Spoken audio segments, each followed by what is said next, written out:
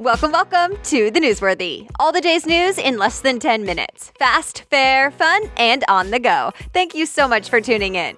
Today, highlights from the March for Our Lives rally, the Stormy Daniels interview, and another ban on transgender troops, plus an effort to save Toys R Us, the Final Four is set, and this weekend's winner at the box office. All that and much more in less than 10 minutes. I'm Erica Mandy. Today is Monday, March 26th. You ready? Let's do this. The March for Our Lives rally brought out hundreds of thousands of people in Washington, D.C., and Time reports more than 800 rallies happened in cities across the world. Protesters were calling for more gun control and policies meant to make schools safer. Some of the demands include a ban on assault weapons and universal background checks. In D.C., the surviving students from the school shooting in Parkland, Florida, spoke to the crowd. One of the student organizers, Emma Gonzalez, was on stage for 6 minutes and 20 seconds and stayed completely silent for some of that time, saying that's how long it took for the shooter to kill 17 people. Time reports there were also students from Chicago and D.C. who were impacted by gun violence and got to speak on the main stage. Martin Luther King Jr.'s granddaughter also was there and spoke. And there were plenty of celebrity sightings as well. Miley Cyrus, Ariana Grande, Jennifer Hudson, and Demi Lovato are some of the celebs that performed on stage between the speeches.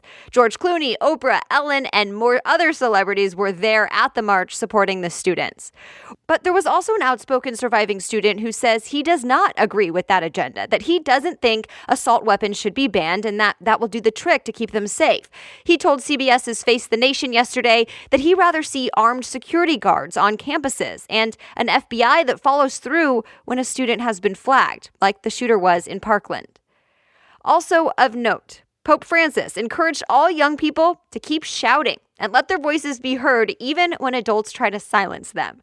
Reuters reports he didn't talk about any specific event, but that he did make these comments yesterday, right after two things happened. One, the March for Our Lives rallies, and two, a meeting of young Catholics who told the Vatican they want a more transparent church.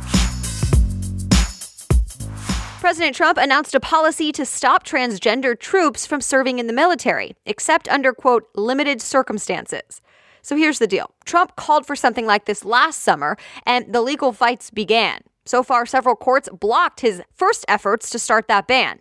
So now the White House says that policy is gone, and this new policy begins. The White House says this new policy was based on a review by senior officials. President Trump tweeted that the military can't be burdened by the medical costs and disruption of transgender people. The defense secretary said, in his opinion, the ban puts the military in the strongest position to succeed and protect. But critics say there is zero evidence to support those claims and that all Americans who are medically fit and able should be allowed to serve. They call this new ban hateful and unconstitutional. The legal fight on this one will continue. So Stormy Daniels is the adult film star who was paid to keep quiet about an alleged affair with President Trump. Specifically, she was paid just before the 2016 presidential election. Even though Trump has denied the actual affair, his lawyer did admit that he paid Daniels. But that so-called hush money is now under investigation, and some are asking if it broke campaign finance laws. Trump's lawyer says it didn't. Stormy Daniels' real name is Stephanie Clifford, and she spoke about the alleged affair for the first time publicly on CBS's 60 Minutes last night, saying she and the president did have sex once and that she was threatened to keep quiet or else. Her lawyer says the non-disclosure agreement that she signed isn't valid because Trump never signed it. But Trump's lawyer says not true, and that she'll actually have to pay $1 million every time she talks about it. In France, an attack at a supermarket is being called a terrorist attack. Tributes are now pouring in for a French police officer who died after he swapped places with a hostage on Friday to save her. The BBC reports a gunman took hostages at the supermarket and said he was a soldier with ISIS. 4 people plus the gunman died. All right, other things people may be talking about today. More concerns about Facebook privacy, especially for people with Android phones. An Ars Technica report found Android users noticed their call and text data was captured with their Facebook app for years. Facebook says users agreed to it with the download and that the contacts were only used to recommend friends and things like that. Facebook says the info was never sold. And while we're talking about Facebook, it's worth noting CEO Mark Zuckerberg took out full-page ads in several papers like the New York Times and the Wall Street Journal, saying sorry for the whole breach of trust thing. Save Toys R Us. It's a hashtag and now a fundraising campaign started by a billionaire toy exec. And yes, he's using GoFundMe to try and raise $1 billion by this May. In case you don't know, GoFundMe is a crowdfunding website where anyone can donate to different causes. So this billionaire, Isaac Larian, who owns another toy company, teamed up with a couple other investors and got things started with $200 million. Other people who donate on GoFundMe can get anything from a bumper sticker to even a store in their name, but that last one costs millions of dollars. Remember, Toys R Us filed for bankruptcy. CNN says the billionaire at least wants to save about 400 U.S. stores. TBD if this will work. It's still March Madness, and now the Final Four is set. The teams still in are Kansas, Villanova, Michigan, and Loyola. They'll be playing on Saturday in the Final Four, and then the Men's College Basketball National Championship, to win it all, will happen next Monday, April 2nd. The Women's Final Four will be set after tonight's game, so stay tuned.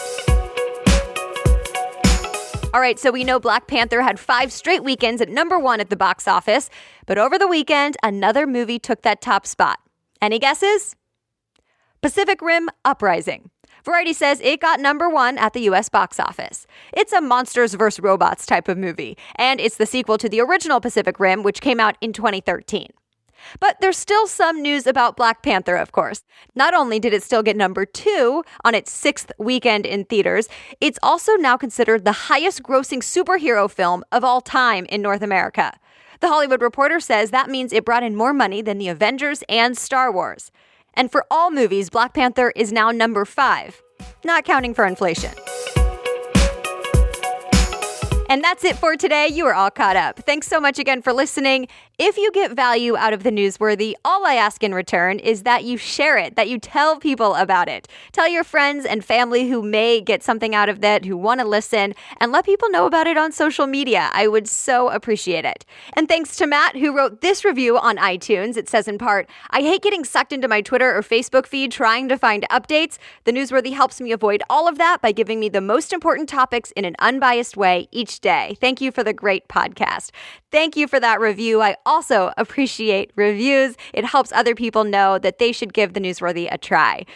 As always, if you want to read more about any of the stories in today's episode, just head on over to thenewsworthy.com. That's thenewsworthy.com. Click episodes and find today's date. You'll find all the links to all the news stories.